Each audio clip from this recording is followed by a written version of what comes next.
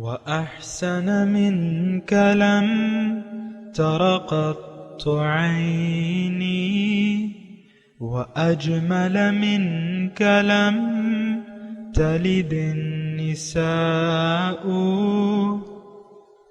خلقت مبرأ من كل عيب، خلقت مبرأ من كل عيب، كأنك قد خلقت كما تشاء.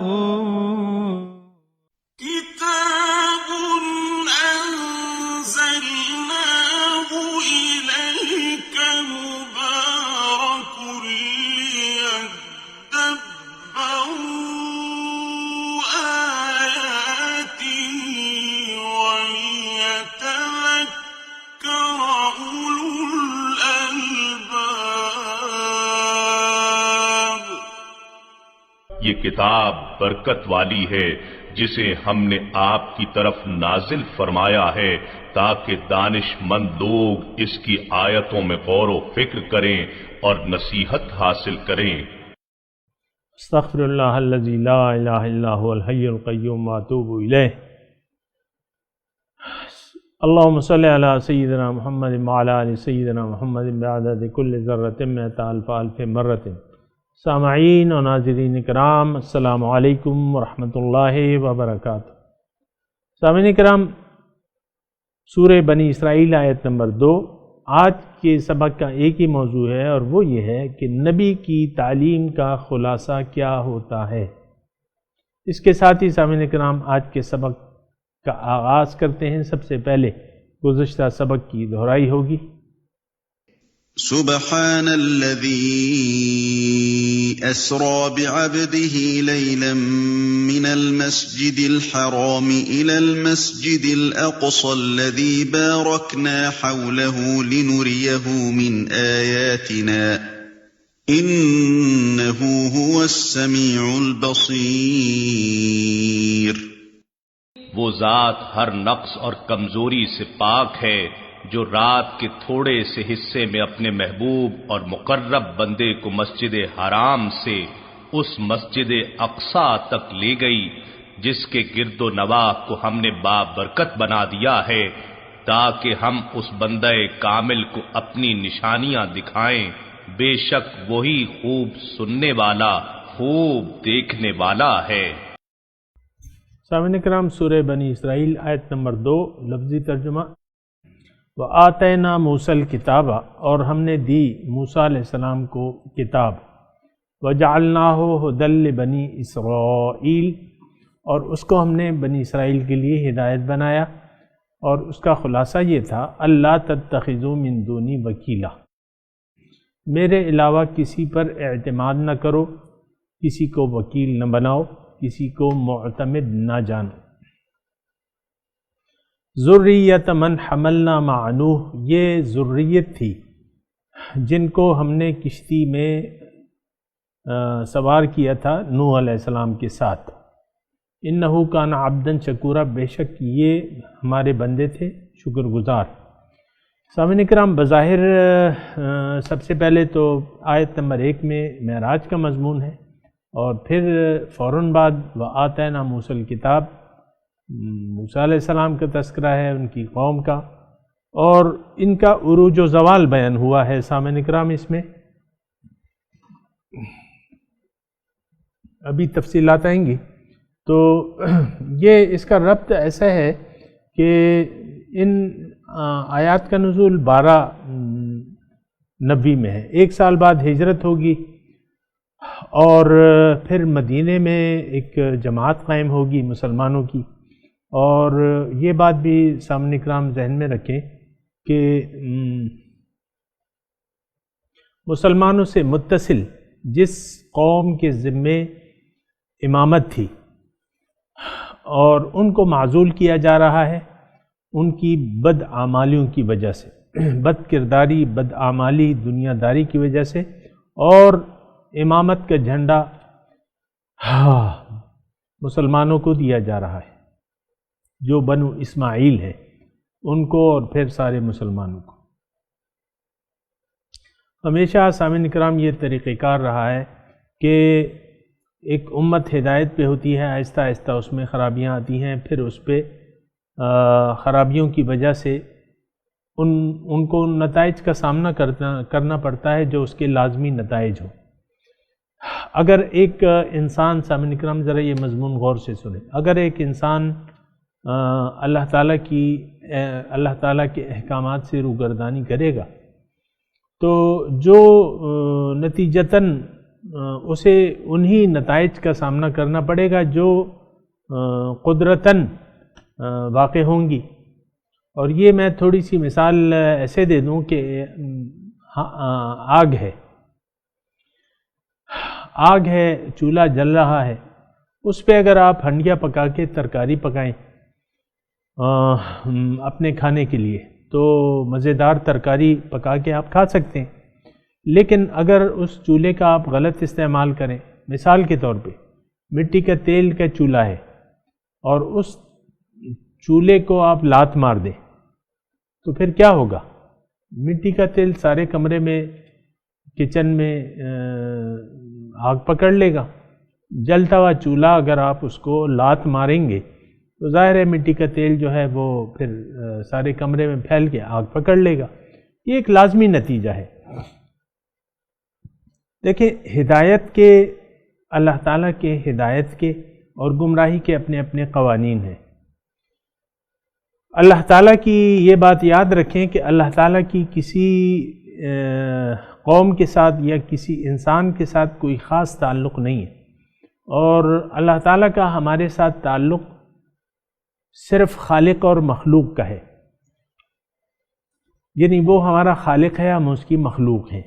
اور ہم جو بھی، یہ بات ذرا نوٹ کر لیں، اصل میں ہم ایسے ماحول میں رہ رہے ہیں کہ ہمیں خوش فہمیاں ہو گئی ہیں، اور یہ خوش فہمیاں جو تھیں یہ گزشتہ قوم کو بھی تھیں۔ مثال کے طور پہ میں عرض کروں آپ کو کہ وہ یہ کہتے تھے کہ نحن ابناء اللہ و احباؤہ، کہ ہم اللہ کے بیٹے ہیں اور اس کے محبوب ہیں۔ جس طرح ہم اپنے آپ کو اللہ تعالیٰ کا پسندیدہ قوم سمجھتے ہیں سامعین کرام، اسی طرح وہ بھی سمجھتے تھے۔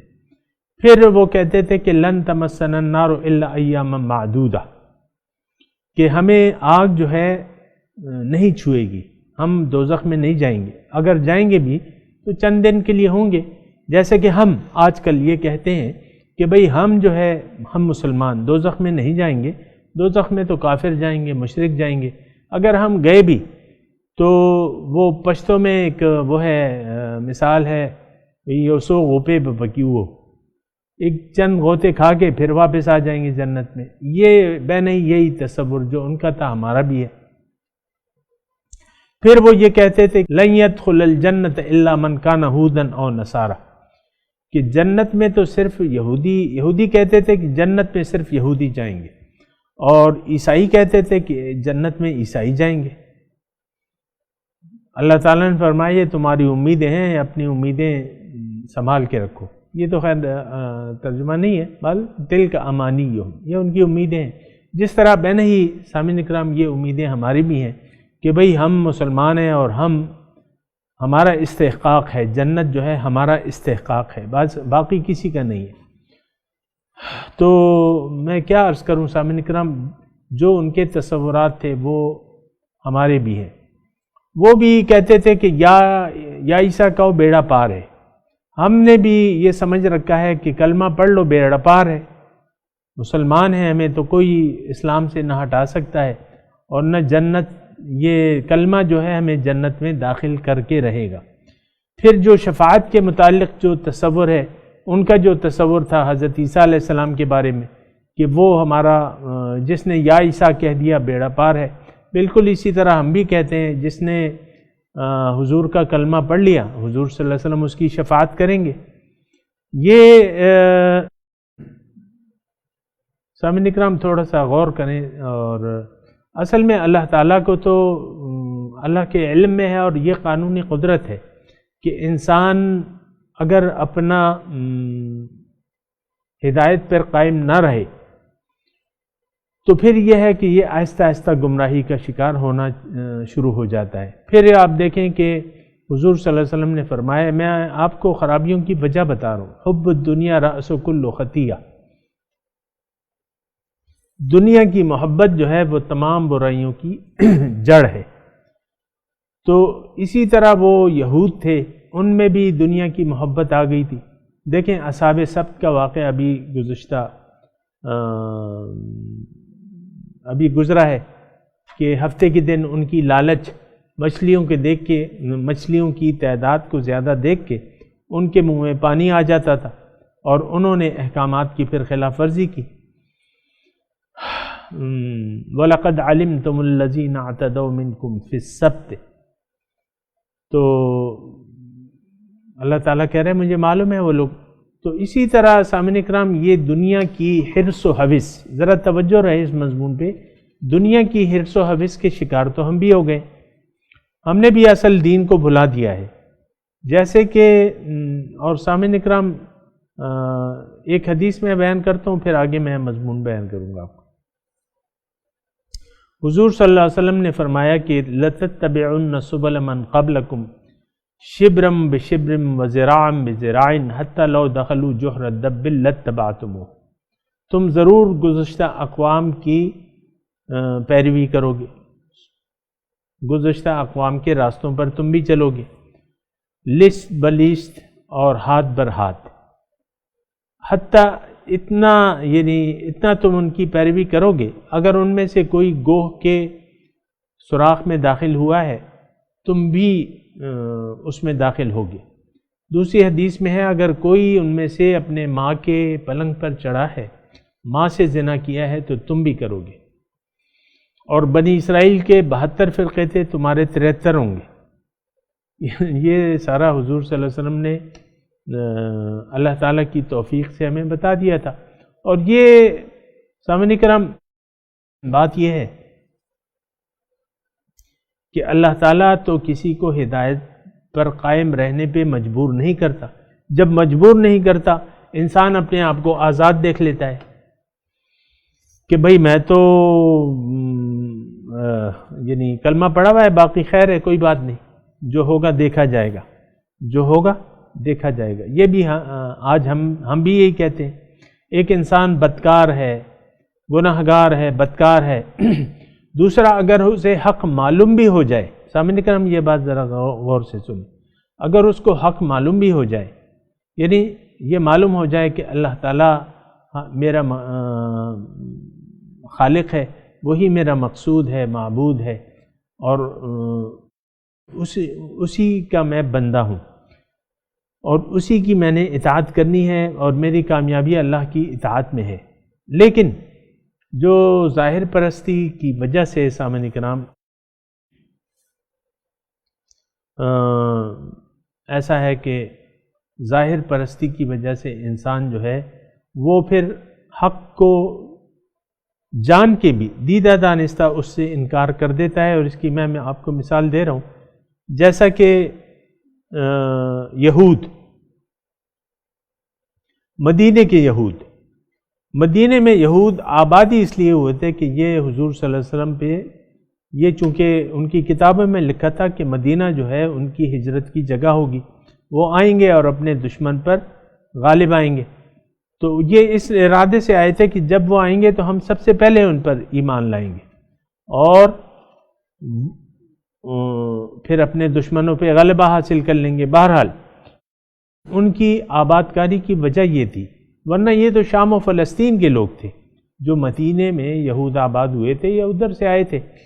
بہرحال نیت ان کی یہ تھی آنے کی، لیکن آہستہ آہستہ وہ سیٹ ہوتے گئے مدینے میں اور وہاں اہل علم شمار ہونے لگے، کیونکہ ادھر مدینے کے لوکل لوگوں کے پاس تو یہ تو عالم لوگ نہیں تھے، یہ لوگ عالم تھے، ان کے پاس دین تھا، شریعت موسوی تھی، تو انہوں نے اپنا روب داب جمانا شروع کر دیا اور اپنی ایک منوپلی دین میں قائم کر لی۔ یہ گنڈے، تعویذ، یہ وہ سامعین اکرام، تو ان کی ایک حیثیت، بظاہر ایک حیثیت بن گئی۔ اچھا جب حضور صلی اللہ علیہ وسلم تشریف لائے تو یہ ان پہ ایمان نہ لائے، کیوں کہ وہ دنیا داری کے جو پردے ان کی نظر پہ پڑ گئے تھے سامعین کرام، تو اس وجہ سے انہوں نے انکار کر دیا اور مختلف حیل و بہانوں سے کہ نہیں یہ تو وہ نہیں ہے اور یہ تو وہ نشانیاں ان میں نہیں ہیں، بہرحال انکار کر دیا۔ یہ میں تھوڑی سی توجہ سے سنیں یہ بات، میں یہ کہہ رہا ہوں کہ مدینے کے یہودی جو تھے یہ اصل میں مسلمان تھے اور موسیٰ علیہ السلام کے ماننے والے تھے، اور موسیٰ علیہ السلام نے باقاعدہ حضور صلی اللہ علیہ وسلم کی آمد کی خبر دی تھی اور وہ ان کی کتابوں میں موجود تھی، تو لیکن دنیا داری کے پردے چونکہ ان کی نظروں پہ پڑ گئے تھے، تو پھر فلما جاءہم ما عرفوا کفروا بہ، جب آیا وہ رسول عظیم الشان جس کو انہوں نے پہچان لیا تو پہچاننے کے باوجود اس سے انکار کر دیا۔ اور سامعین اکرام زیادہ تعجب کی ضرورت نہیں ہے، آج ہم بھی جانتے ہیں کہ محمد الرسول اللہ اللہ کے رسول ہیں، لیکن ان کی اطاعت کے لیے کوئی تیار نہیں ہے۔ حقیقی طور پر ان کو ہم تسلیم کرنے کے لیے، لیکن رسول جو ہے وہ ایک قابل اتباع ہستی ہوتی ہے، اور اللہ تعالیٰ نے قرآن میں فرمایا ما ارسلنا من رسول الا لیطاع باذن اللہ، میں نے کوئی رسول نہیں نازل کیا لیکن اس لیے کہ اس کی اطاعت کی جائے گی، یہ اللہ تعالیٰ کا حکم ہے۔ سامعین کرام، تو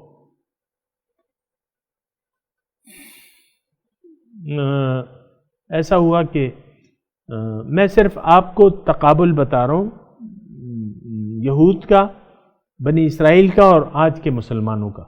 آج ہماری کیفیت ان سے مختلف نہیں ہے سامعین اکرام، اور یہ ایک روایت ہے۔ دیکھیں یہ میں نے جیسے آپ کو پہلے مثال دی نا، اگر مٹی کے تیل کے چولہے کو اگر آپ لات مار دیں گے تو آپ کے گھر کو آگ لگ جائے گی، آگ بھڑک اٹھے گی۔ آج سامعین اکرام آگ بھڑکی بھی ہے، ہم لوگ مسلمان ایک تو خانہ جنگی کا شکار ہیں، مسلمان کا گلا کاٹ رہا ہے، اور مسلمانوں کی جماعت تتر بتر ہو گئی ہے۔ کیا تتر بتر؟ کوئی جماعت نہیں ہے مسلمان کی آج، اور اسلام تو جماعت کے بغیر قائم نہیں ہو سکتا۔ یعنی ہم یہ کہہ سکتے ہیں کہ مسلمانوں کی جماعت نہیں ہے، مسلمانوں کا بحیثیت جماعت وجود نہیں ہے، پھر مسلمان چونکہ جماعت نہیں ہے تو اس کا امام نہیں ہے، اور امام اطاعت تو پھر دوسری دور کی بات ہے سامعین اکرام۔ تو یہ میں پھر اپنے مضمون کی طرف آتا ہوں، سورہ بنی اسرائیل کی طرف۔ موسیٰ علیہ السلام اور اس کی قوم کے حالات بیان ہو رہے ہیں بالواسطہ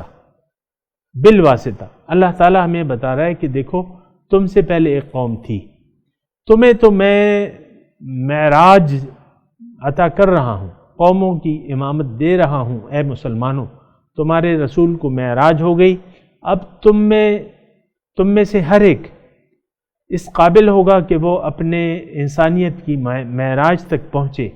لیکن اے مسلمان، تم سے پہلے جو قوم تھی انہوں نے اپنی حیثیت کو یا اپنی ذمہ داریوں کو بھلا دیا، جو اللہ تعالیٰ کی ہدایت تھی اس سے انہوں نے منہ موڑ لیا، اور پھر میرے عذاب کے کوڑے ان پہ برسے۔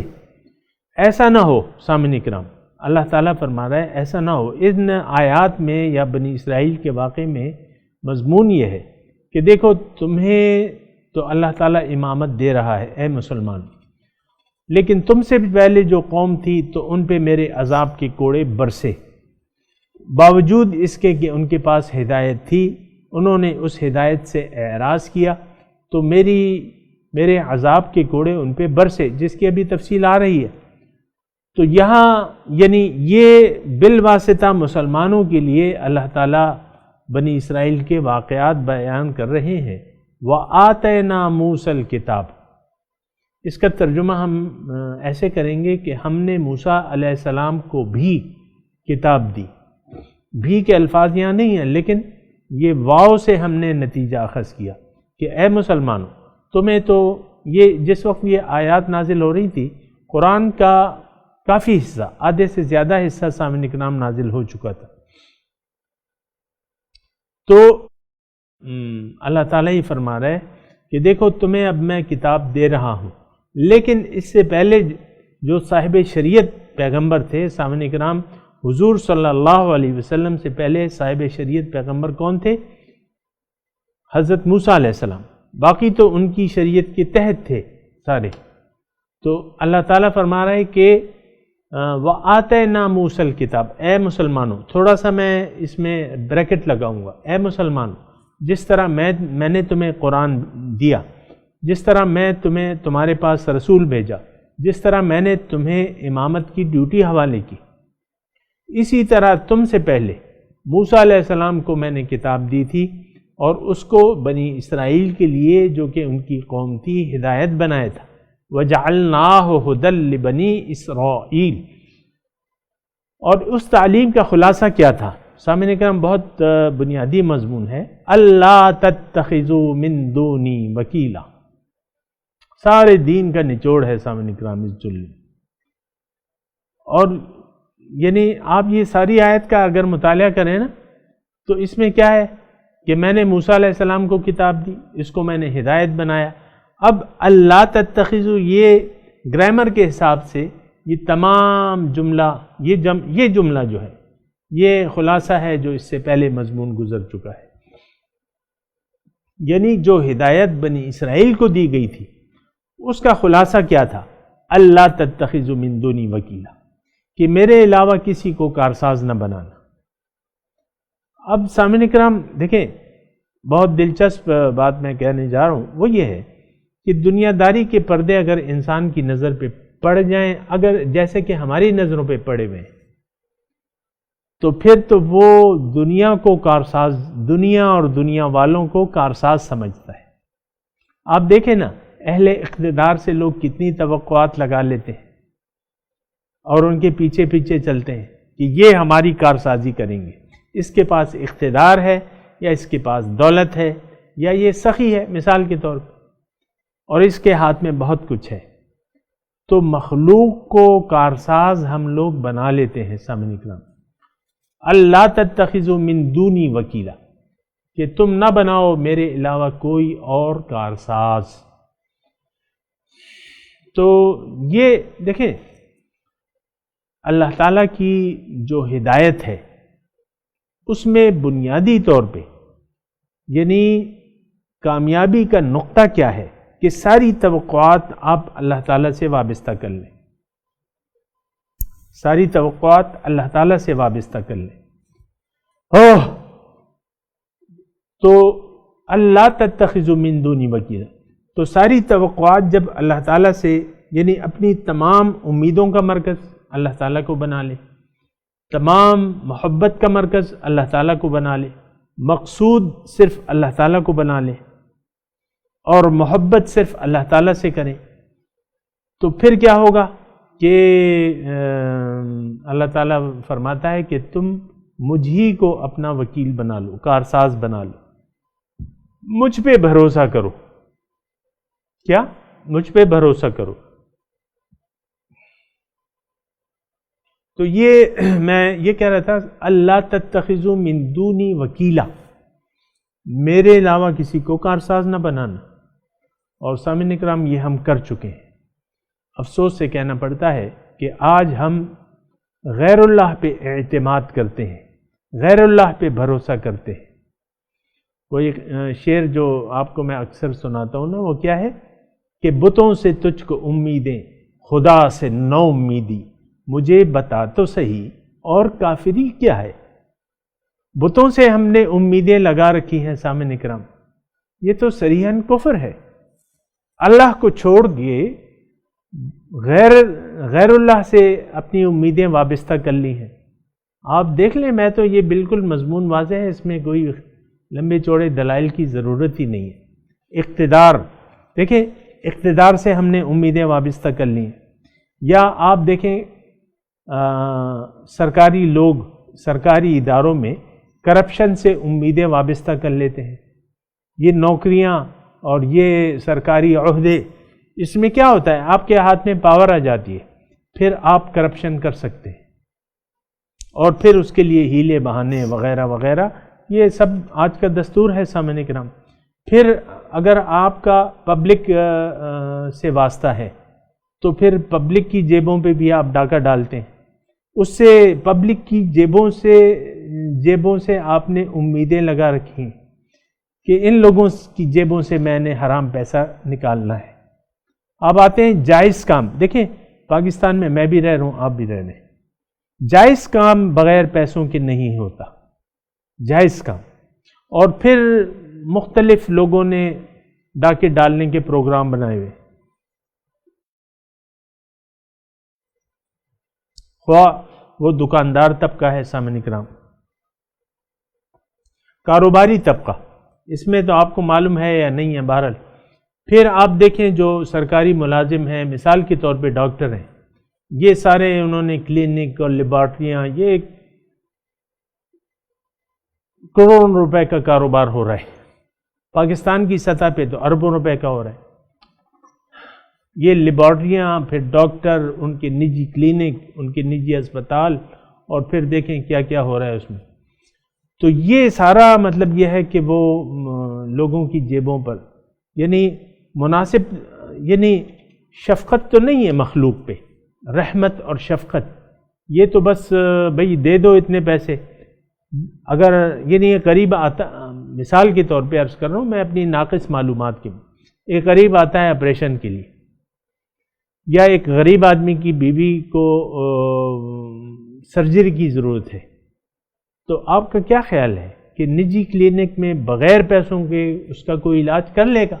الا ماشاء اللہ، میں تو یہ نہیں کہتا، لیکن اکثریت بھئی یہ پیسے ہوں گے، اتنے پیسے ہوں گے، یہ سارے ٹیسٹ کرو گے، یہ آپریشن کی فیس دو گے، تبھی تم ہمارے کلینک میں آپریشن ہوگا تمہارا، ورنہ جاؤ سرکاری اسپتالوں میں دھکے کھاؤ، اور وہاں بھی ہم ہی ہوں گے، تمہیں اتنی توجہ نہیں دیں گے۔